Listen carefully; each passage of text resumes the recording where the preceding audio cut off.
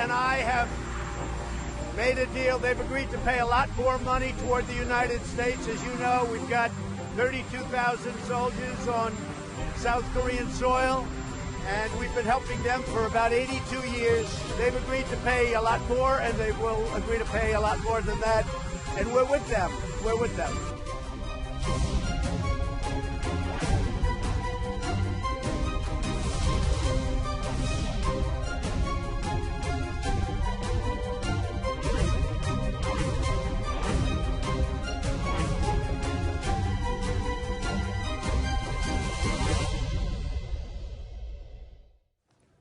예, 뉴스탑10이 뽑은 첫 번째 이슈입니다. 훨씬 더 많이 미국의 청구소 폭탄이 심상치가 않습니다. 어제 저희가 전해드린 이 중거리 미사일 배치와 관련해서 우리 정부가 거부를 분명히 했는데도 미국은 군부를 뗐었습니다. 그런데 이렇게 하나 더 있습니다. 아직 방위비 분담금 협상이 시작이 되지도 않았는데 트럼프 대통령까지 이렇게 나선 겁니다. 그동안 매우 불공평했고 한국은 부유하다는 게 트럼프 대통령의 설명인데요. 그 목소리 먼저 듣고 오겠습니다. And we get nothing. We get virtually nothing. And what I felt all along, I felt for years it was a very unfair one. So they've agreed to pay a lot more, and they will agree to pay a lot more than that. And we're with them. We're with them. 트럼프 대통령은 지난 4월에도 부유한 나라를 지키고 있다면서 이 볼멘 소리를 했었는데요. 그 부유한 나라가 바로 우리나라였습니다. We're defending the world. We're defending wealthy countries that can well afford to pay us. But they've been getting this free military, or at least massive partial subsidies, for so many years it's almost like habit. I said, it's no good. We're losing $4.5 billion. It's no good. We can't do this anymore. This is crazy. 얘기를 하나하나 짚어보겠습니다. 먼저 이재명 차장. 예. 우리 외교부는 아직 협상도 시작 안 했다 그랬는데 트럼프 대통령은 저렇게 분명히 한국이 더 많이 내기로 합의했다라고 얘기했습니다. 예. 거의 뭐 쐐기 바뀌죠. 사실 지금 3월 달에 이미 1조에 넘는 방위비를 분담하기로 합의를 했었죠. 그런데 그때부터 이제 매년 협상을 하자 이렇게 얘기가 됐었는데 얼마를 요구하는지 모르겠지만 거의 뭐 2배 이상을 요구한다는 게 정설이죠. 그렇게 되면 지금 뭐 1조에 넘는다면 2조 이상을 더 이제 방위비를 부담해라 이렇게 지금 미국이 요구하고 있는 건데 사실 지금 우리가 일본과 뭐 무역 전쟁을 하면서 굉장히 좀 힘든 상황 아니겠습니까? 예. 사실 동맹국에 대한 어떤 최소한의 상황, 처지 이런 거에 대한 이해가 전혀 없이 전혀 어떤 그런 배려 없이 지금 결국은 트럼프 대통령은 내년 재선을 위해서 자국 우선주의를 분명히 했다 뭐 이렇게 보는 게 맞는 것 같습니다. 그렇군요. 자, 그런데요. 이 트럼프 대통령의 말을 꼼꼼히 한번 따져보면 허점 투성입니다. 사실관계, 그러니까 팩트가 틀린 부분이 참 많았는데요. 같이 한번 들어보실까요? South Korea and I have made a deal where they're paying a lot more money. States, as you know, we've got 32,000 soldiers on South Korean soil, and we've been helping them for about 82 years, and we get nothing. 화면 같이 여러분도 보실까요? 이 얘기는 일본에서 얘기를 했었고 32,000명의 군인을 주둔시키고 있다는데 국방부는 약 28,000명이 주한미군이 있다라고 얘기를 합니다.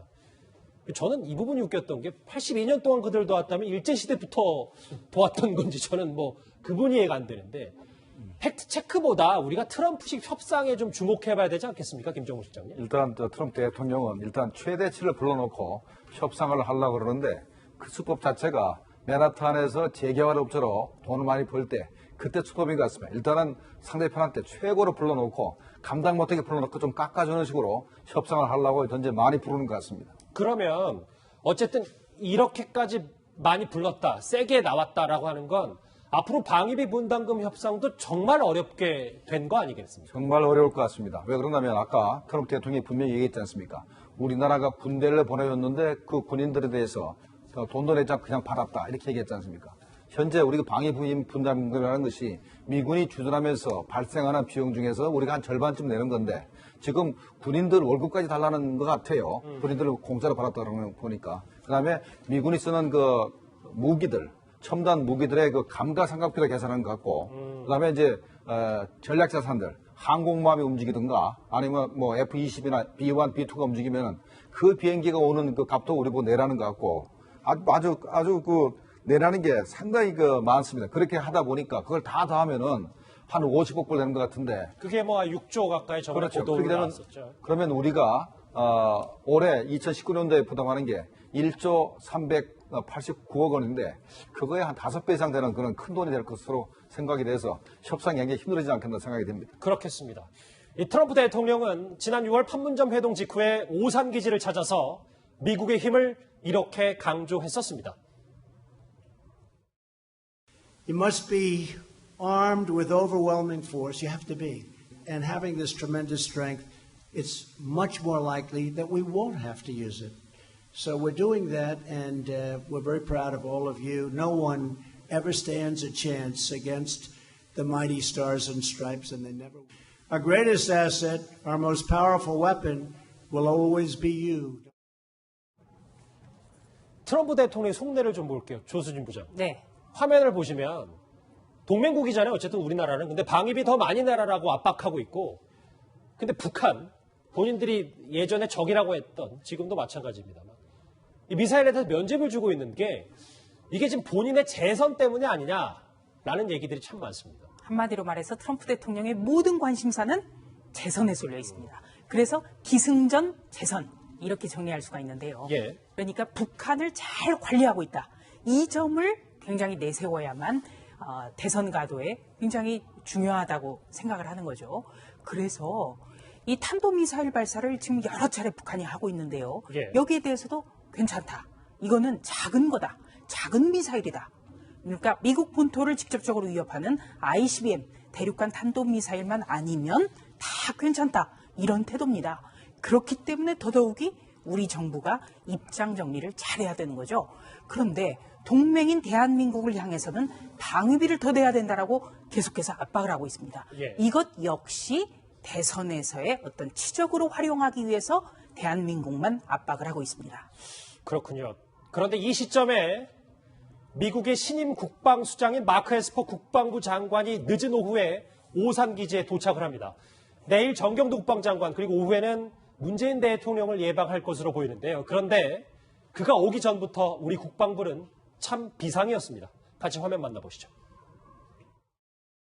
에스퍼 장관 오면요, 방위비 분담금 관련해서 논의가 좀 이루어질 것 같은데. 저희가 그 국방장관 회담 의제에 대해서는 회담 끝난 후에 말씀드리도록 하겠습니다. 하다못해 전자권 전환이라든가 한미동맹 현안 논의라든가 그런 표현조차도 없이 그냥 끝나면 말씀드리겠습니다. 네, 말씀을 드리겠습니다. 그러면 한미 국방장관 회담에서는 양측은 한반도 안보 정세 평가를 공유하고 한반도 비핵화 및 항구적 평화 정착을 위한 정책 공조, 조건에 기초한 전자권 전환 등 한미 동맹의 주요 현안에 대해서 논의할 예정입니다.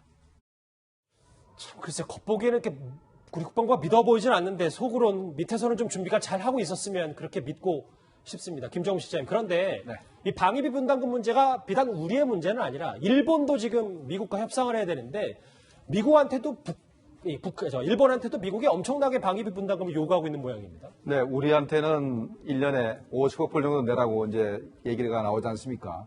일본은 5년 단위로 하는데 일본은 현재 얼마큼 내냐면 5년 동안에 10조 원 정도를 냅니다. 우리 돈으로. 예. 그런데 갑자기 일본 쪽에다가는 1년에 10조를 내라고 얘기를 하는 것 같습니다. 그러니까 마찬가지로 5배 정도 내라고 이제 우기고 있는데 앞으로 일본과 협상 과정이 어떻게 될지 잘 모르겠으나 예. 우리가 불리한 게 우리가 이제 일본이 협상이 끝난 다음에 우리가 그에 따라서 하면 되겠다 생각을 하고 있는데 일본은 2020년까지는 협상이 끝난 상태입니다.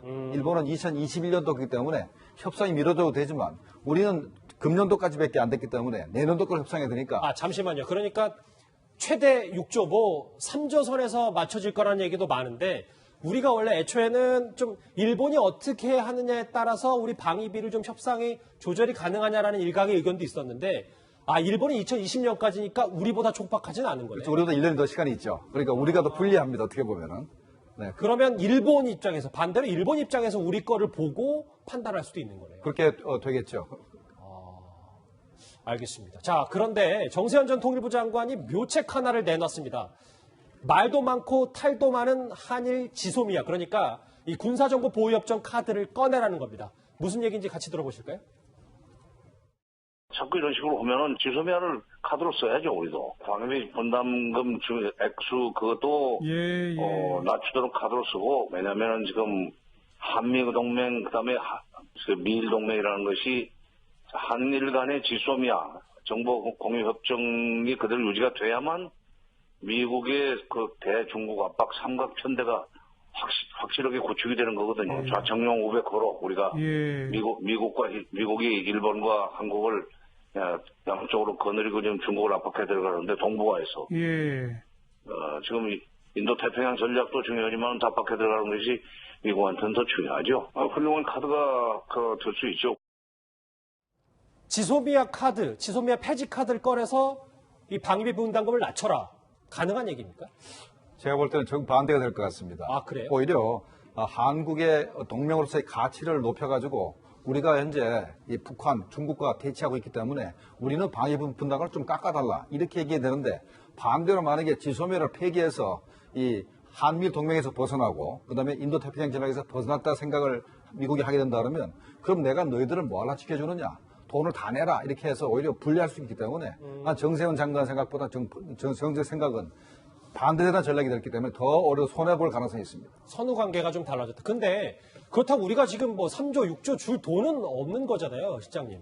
그런데 현재 아까도 제가 뭐 미국이 이런 것을 요구할 거라고 이제 쭉 얘기를 했습니다만 그게 어떻게 보면 합리성을 결여하기 때문에 현재 미국이 자기들이 현재 주둔하는데 대략 한 2조 원 정도 든다고 얘기를 했기 때문에 그 2조는 벗어날 수는 없을 겁니다. 아마 제가 볼 때는 미국과 협상을 하게 되면 2조 내에서 협상이 되는데 6조까지는 아니고요. 2조 내에서 어떻게 결판이 나지 않겠나 이 생각을 합니다. 자, 만약 정세현 전 장관의 말처럼 우리가 지소미아 카드를 내민다면 에스퍼 미국 국방장관의 반격 카드도 만만치 않을 것 같습니다.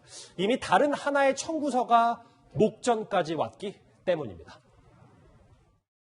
이제 저 멀리 호르무즈 해역 부분까지 우리의 파병을 해야 되느냐 하는 문제가 현실적으로 와닿고 있습니다. 미국으로부터 공식 파병 요청이 있었거나 정부 안에서 파병에 대한 논의를 한 적이 있습니까? 검토를 하고 있습니다. 그러나 이것은 우리의 필요에 따라서 주체적으로 결정할 겁니다. 미국의 요청이 물론 구두 요청이 있었습니다만 구체적인 그 요구는 없었고요. 지금 말한 호르무즈 파병 그리고 어제 저희가 짚어봤던 중거리 미사일 배치. 이재명 차장 기억에도 미국이 이렇게 청구서 폭탄을 날린 적이 과거에 있었나요? 그러니까 굉장히 드문 일인 것 같습니다. 이번에 이제 에스퍼 장관의 방안 자체도 사실은 굉장히 많은 청구서기 때문에 직접 만나서 해결하겠다 뭐 이런 이제 의도가 있는 것 같고요. 지금 뭐 정의용 국가안보실장 얘기한 것처럼 이미 호르무즈 파병은 뭐 구두 요청이 있었다 한 만큼 어떤 식으로든 이번에 우리가 답을 줘야 되지 않나 이런 상황에 몰려 있고 또 이제 중거리 미사일 같은 경우는 사실 중국과 러시아가 굉장히 크게 반발하고 있기 때문에 우리로서는 정말 중간에 낀 그런 상황이 아닌가 이런 생각이 듭니다. 훨씬 더 많이 이렇게 방위비 분담금에 먼저 쐐기를 박아버린 미국의 트럼프 대통령이 첫 번째 이슈로 준비를 했습니다.